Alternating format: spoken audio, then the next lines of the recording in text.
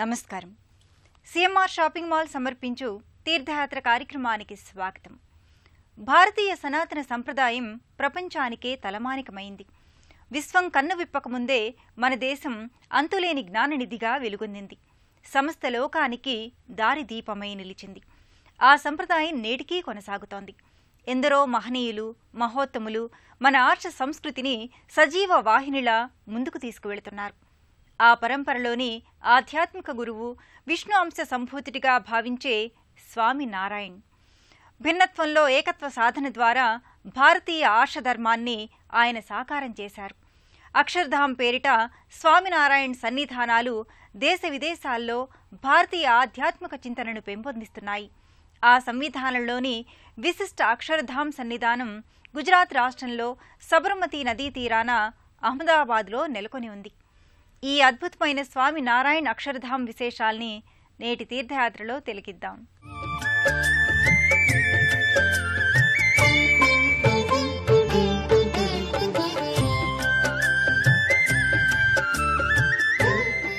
అహ్మదాబాద్లో సబర్మతి నదీ తీరాన్ని స్పృశిస్తూ సువిశాలమైన లోగిలిలో వైదిక ధర్మాలకు, సంప్రదాయాలకు, శిల్పకళకు నిలయమై స్వామినారాయణ్ సన్నిధి గోచరమవుతుంది.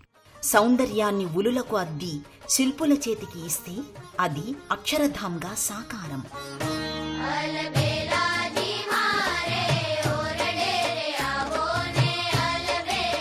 ఉద్ధవ సంప్రదాయ పరంపరలో ముఖ్య గురువు శ్రీ స్వామినారాయణ్.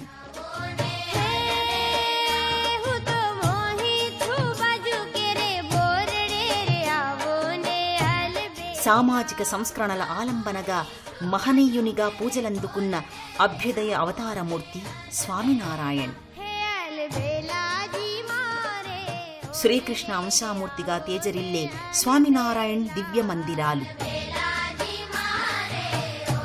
ఆధ్యాత్మిక, కళా, సాంస్కృతిక కట్టడంగా రాజిల్లుతోన్న గుజరాత్ అహ్మదాబాద్లోని స్వామినారాయణ్ మందిర్.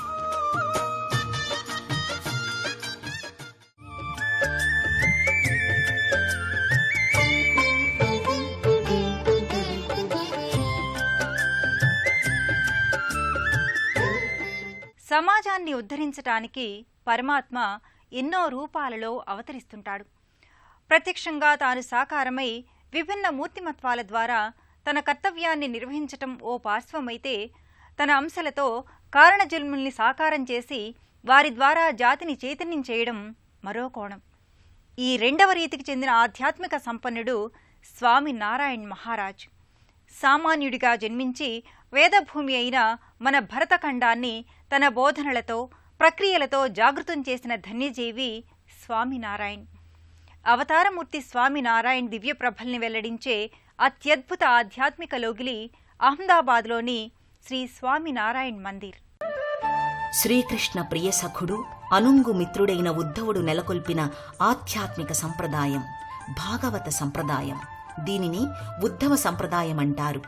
భారతీయ సనాతన సంప్రదాయంలో మోక్షప్రదాయకమైన ఎన్నో సంప్రదాయాలున్నాయి. ఒక గమ్యాన్ని చేరడానికి ఎన్నో దారులు ఉన్నట్టే మోక్షమనే లక్ష్యాన్ని చేరుకోవడానికి అనేక సంప్రదాయపరమైన మార్గాలు ఉన్నాయి. ఆ సంవిధానంలోనిదే ఉద్ధవ సంప్రదాయం. భక్తునికి భగవంతుడు పరమ ఆప్తుడు, ప్రియమిత్రుడు అని ఉద్ధవ సంప్రదాయం ప్రబోధిస్తుంది. శ్రీకృష్ణ పరమాత్ముణ్ణి ప్రియమైన స్నేహితుడిగా భావించి ఆయనతో సంచరించి స్నేహ మాధుర్యాన్ని పంచుకుని మోక్షాన్ని అలంకరించిన ధన్యజీవి ఉద్ధవుడు. తన జీవన విధానాన్ని ఆధ్యాత్మిక సంప్రదాయంగా మలచి నవ్యమైన ఆరాధనా రీతిని సువ్యవస్థితం చేశాడు ఉద్ధవుడు. ఉద్ధవ సంప్రదాయాన్ని ప్రబలంగా ప్రచారం చేసిన శ్రీకృష్ణ అంశామూర్తి స్వామినారాయణ్.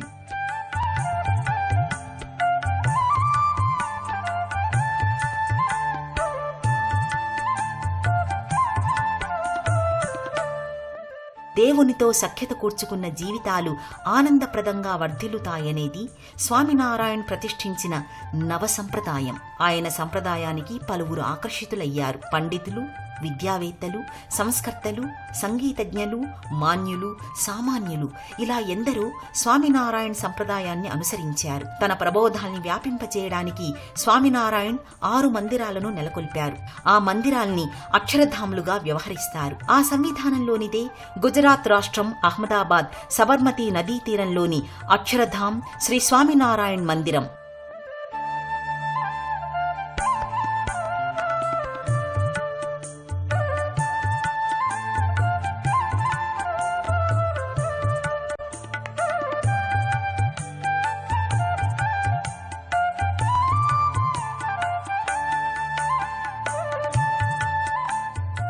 ఆధునిక కాలంలో హైందవ ధర్మ ప్రచారానికి అక్షరధామ్ మందిరాలు ఆలంబనగా నిలుస్తున్నాయి. విశ్వవ్యాప్తంగా 600కు పైగా స్వామినారాయణ్ మందిరాలు అక్షరధామ్ పేరిట విరాజిల్లుతున్నాయి. బోజ సన్యాసి శ్రీ అక్షర పురుషోత్తం స్వామినారాయణ్ సంస్థాన్ అనేది అక్షరధామ్ పూర్తి పేరు. ఆచరణాత్మకమైన ఆధ్యాత్మిక జ్ఞానాన్ని అందించే అక్షరధామ్ మందిరంలో అహ్మదాబాద్ పేరెన్నిక కన్నది.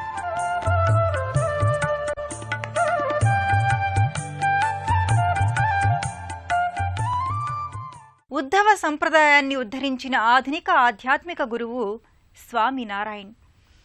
భక్తుడికి భగవంతుడే ప్రియమైన ఆప్తుడు. దైవాన్ని మించిన హితుడు లేడని స్వామినారాయణ్ తన బోధనలతో ఆకట్టుకున్నారు. స్వామినారాయణ్ పూర్వాశ్రమం పేరు ఘనశ్యామ్ పాండే. అందుకే స్వామినారాయణ్ను ఘనశ్యామ్ జీ మహారాజ్గా కూడా వ్యవహరిస్తారు. అహ్మదాబాద్లోని అక్షరధామ్ సుందర మందిరంలో ఘనశ్యామ్ పేరిట స్వామినారాయణ్ బంగారు దివ్యమంగళ విగ్రహం గోచరమవుతుంది. మోక్షధామం, అక్షరధామం అంటారు.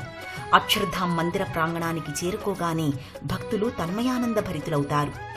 కళ్ల ముందు సాకారమైన మహాద్భుతాన్ని దర్శించి సంభ్రమానికి లోనవుతారు.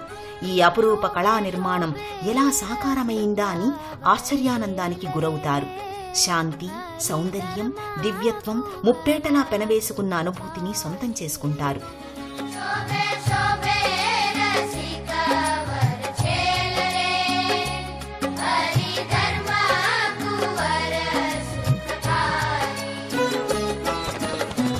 రాజకశిర పర జర కాసి పగియా రాజకశిర పర జర. ప్రధాన మందిరంలో స్వామినారాయణ్ బంగారు విగ్రహం భక్తుల్ని ఆకట్టుకుంటుంది. అక్షరధామ్ మధ్య భాగంలో 11 అడుగుల ఎత్తున స్వామినారాయణ్ విగ్రహం ప్రశాంత సుందరంగా దర్శనమిస్తుంది. విశ్వమానవ ప్రేమ, ఆధ్యాత్మికత, భక్తి అనేది ఉచ్ఛ్వాస నిశ్వాసాలు. సజీవ కళ ఉట్టిపడే ఆధ్యాత్మికవేత్తగా, మహాగురువుగా స్వామినారాయణ్ మూర్తి ఆకర్షిస్తుంది.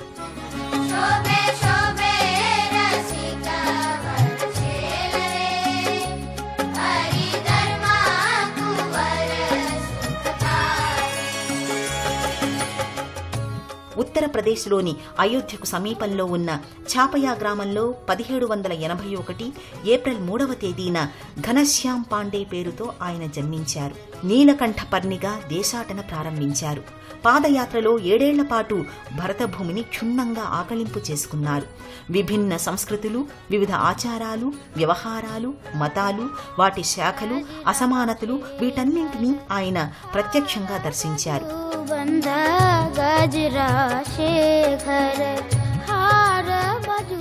భిన్నత్వంలో ఏకత్వమనేది భారతీయ జీవన సంవిధానానికి ఆత్మ వంటిదని ఆయన గుర్తించారు. గురుముఖతః వేద విద్య నేర్చుకున్నారు.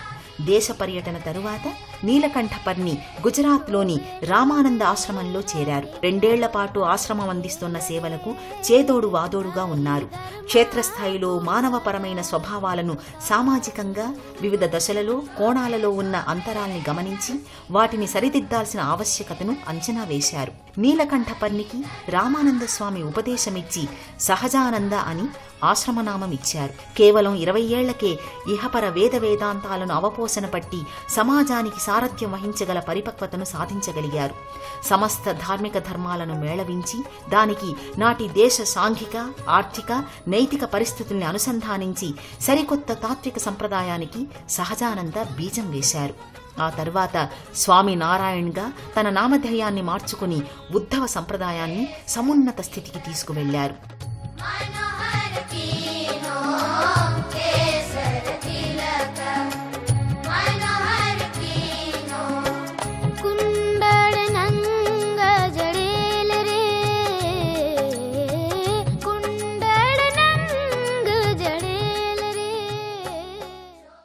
ఓ ఆధ్యాత్మిక గురువుని దైవంగా భావిస్తూ సమున్నతమైన మందిరాల్ని నిర్మించటం స్వామినారాయణ్ సంప్రదాయంలో అపురూపమైన విషయం.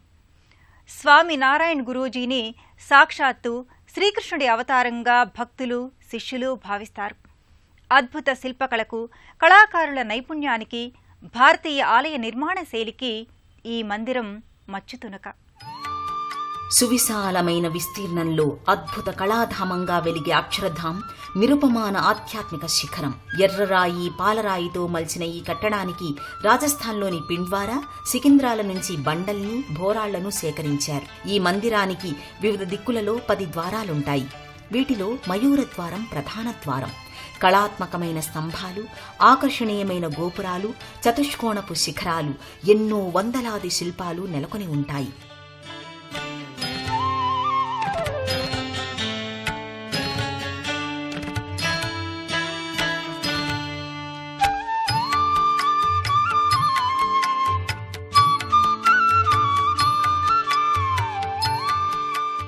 సబర్మతి నదీ తీరాన్ని ఆనుకుని ఈ మందిరం కొలువుతీరి ఉండడంతో దీనికి మరింత ప్రత్యేకత చేకూరింది. 2 అంతస్తులతో 141 అడుగుల ఎత్తులో అలరారే ఈ మందిరం అహ్మదాబాద్ పాత కొత్త నగరాల్ని కలిపే వారధిగా ఉంటుంది. సబర్మతి నదిపై నిర్మించిన వంతెన సమీపాన్ని ఈ మందిరం కళామయ లోగిలిగా ఆకట్టుకుంటుంది. సంప్రదాయాలు, వైదిక ధర్మాలకు, శిల్పకళకు నిలయమై భాసిల్లే ఈ మందిరం నిర్మాణంలో ప్రధానంగా కెంపువన్నె ఇసుకరాతిని వినియోగించారు.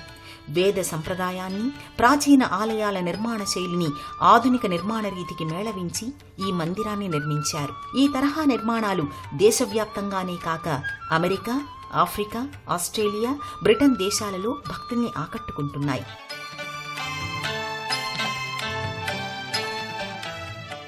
అహ్మదాబాద్ స్వామినారాయణ్ సన్నిధానంలో పలు ఉపాలయాలున్నాయి. వాటిలో ప్రధానమైనది భుజబల్ శ్రీ హనుమాన్ మందిరం. రామలక్ష్మణుల్ని తన భుజస్కంధాలపై మోస్తూ మహావీర బాహుబలిగా ఆంజనేయుడు ఈ మందిరంలో వైవిధ్యమైన ఆకృతిలో గోచరమవుతాడు. ఇదే మందిర ప్రాంగణంలో ఉన్న గదాయుధధారి వీర హనుమాన్ మందిరాన్ని కూడా భక్తులు దర్శించుకుంటారు. ఆంజనేయుడి ముఖారవిందుల్లో విలక్షణం ఈ మందిరంలో ప్రత్యేకత. అహ్మదాబాద్ స్వామినారాయణ్ అక్షరధాంలో హనుమంతుడి మందిరాలు ఆకర్షణీయంగా ఉంటాయి. రుద్రాంశ సంభూతుడు, పరమ వైష్ణవ శిఖామణి ఆంజనేయుడు. మకారాక్షర సంభూతః శివంతు హనుమాన్ స్మృతిః అని పరాశర సంహిత చెబుతోంది. అకార, ఉకార, మకార సంయోగంతో ఏర్పడిన ఓం అనే ఏకాక్షరమే పరబ్రహ్మ స్వరూపం. అందులో మకారాత్మకమైన శివస్వరూపమే హనుమంతుడు. శివునికి సంబంధించిన హర అనే శబ్దంలో హా అక్షరం హనుమంతునికి, రా అక్షరం రాముడికి సంకేతంగా భావిస్తారు. అలాంటి హనుమ రాముడికి సంకేతంగా భావిస్తారు. అలాంటి హనుమ రూపం ఈ మందిరంలో విలక్షణంగా గోచరమవుతుంది. మనిషి రూపంలో వానరాకృతికి భిన్నంగా హనుమ రూపం ఇక్కడ దర్శనమిస్తుంది. ఆంజనేయుని భుజస్కంధాలపై శ్రీరామ లక్ష్మణుల మూర్తులు నెలకొని ఉంటాయి.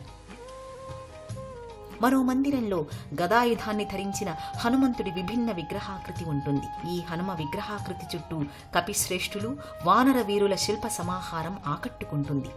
తలచిన వారికి తలపులలోని అభీష్టాలను సిద్ధింపచేసే అభీష్ట వరదునిగా అంజనానందనుడు భక్తుల్ని సదా అనుగ్రహిస్తాడు. భక్తుడు, భగవంతుడు ఒక్కటయ్యే మార్గానికి వారధి హనుమ. కార్యదీక్షకు, సాధక లక్షణాలకు ప్రతీక పవమానసుతులు.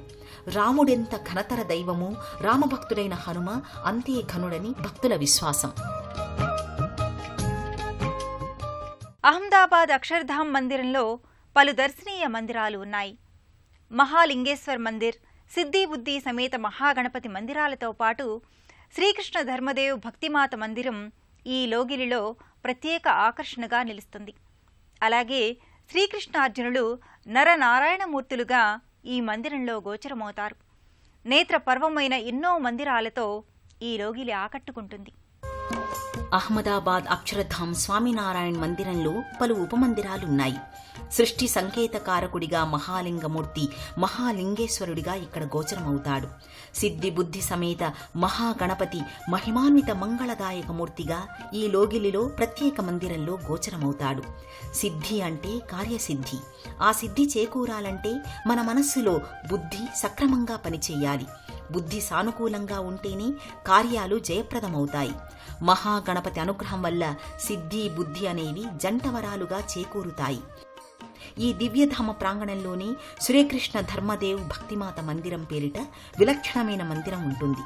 ప్రత్యేక పాలరాతి పీఠంపై బంగారు వర్ణ లోహ మంటపం, 3 పాలరాతి మూర్తులు ముగ్ధ మనోహరంగా గోచరమవుతాయి. ధర్మదేవమూర్తి మీసకట్టుతో ధీర గంభీరంగా భాసిల్లుతుంది.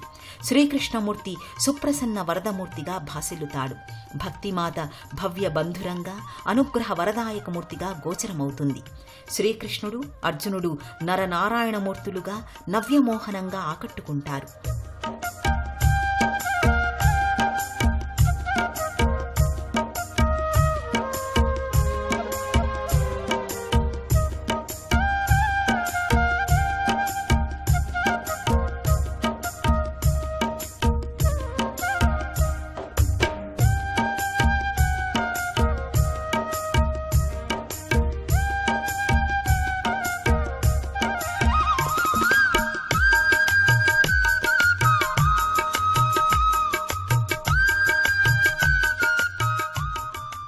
సౌరాష్ట్ర ప్రాంతాన్ని సుసంపన్నం చేసే పావన జీవన నది సబర్మతి. ఎన్నో అద్భుతమైన చిరస్మరణీయమైన సన్నివేశాల్ని, స్మృతుల్ని సబర్మతి పెనవేసుకుంది. జాతిపిత మహాత్మా గాంధీ ఆశ్రమం ఈ నదీ తీరాలనే కొలువుదీరి ఉంటుంది. అహ్మదాబాద్, పాత, కొత్త నగరాల్ని కలిపే వారధి చెంతనే ఉన్న అక్షరధామ్ మందిర్ ఈ నగరానికి ప్రత్యేకతను ఆపాదిస్తూ తీర్థయాత్రికుల్ని, పర్యాటకుల్ని ముగ్ధుల్ని చేస్తోంది. సబర్మతి నదీ తీరం మహాత్మా గాంధీ పాదస్పర్శతో పునీతమైన సన్నిధి. గాంధీ సేవాశ్రమం ఈ నదీ తీరం చెంతనే ఉంది. గాంధీ స్మారక చిహ్నంగా నేటికి ఈ ఆశ్రమం దేశ విదేశీయ పర్యాటకుల్ని విశేషంగా ఆకర్షిస్తోంది.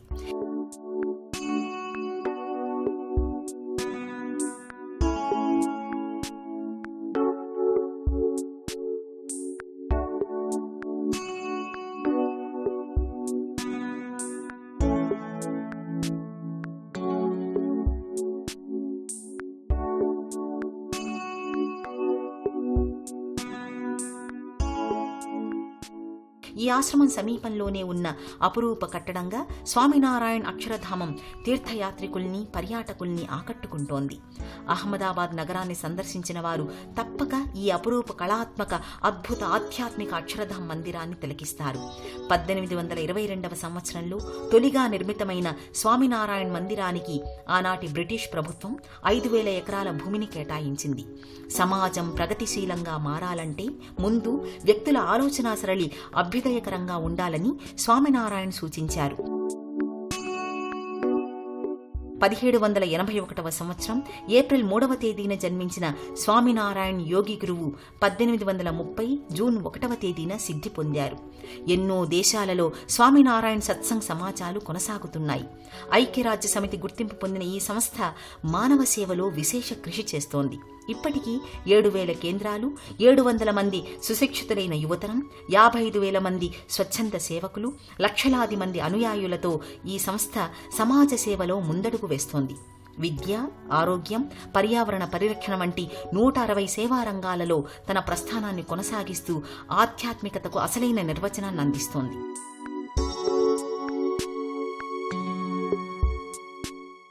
దేశంలోని ఏ ప్రాంతం వారైనా నేరుగా అహ్మదాబాదుకు రోడ్డు, రైలు, విమాన మార్గాలలో చేరుకోవచ్చు. హైదరాబాద్ నుంచి జహీరాబాద్, హుమ్నాబాద్, సోలాపూర్, పండరిపూర్, పూణే, ముంబై, వాపి, నవసారి, సూరత్, వడోదరల మీదుగా అహ్మదాబాద్కి చేరుకుని స్థానిక వాహన సదుపాయాలతో శ్రీ స్వామినారాయణ్ అక్షరధామ్కి చేరుకుంటారు. విజయవాడ నుంచి వెళ్లే తీర్థయాత్రికులు సూర్యాపేట, హైదరాబాద్, జహీరాబాద్, హుమ్నాబాద్, సోలాపూర్, పండరిపూర్, పూణే, ముంబై, వాపి, నవసారి, సూరత్, వడోదరల మీదుగా అహ్మదాబాద్కి చేరుకుంటారు. మహానగరంలో నెలకొని ఉన్న శ్రీ స్వామినారాయణ్ అక్షరధామ్ మందిరానికి చేరుకుంటారు. సాక్షాత్తు శ్రీకృష్ణుడి అంశతో ఆవిర్భవించిన పరమ గురువు స్వామినారాయణ్. భక్తుడికి, భగవంతుడికి ఎలాంటి భేదం ఉండకూడదనే సిద్ధాంతం స్వామినారాయణ్ సంప్రదాయంలో గోచరమవుతుంది. మాననీయమైన మానవీయ విలువల ద్వారా భక్తుడే భగవంతుడవుతాడని స్వామినారాయణ్ చాటి చెప్పారు. ఆ మహనీయుని ఆధ్యాత్మిక స్ఫూర్తి, దివ్య జీవన సందేశాలు సదా ఆచరణీయాలు. మరో తీర్థయాత్ర కార్యక్రమంలో మళ్ళీ కలుసుకుందాం. నమస్కారం.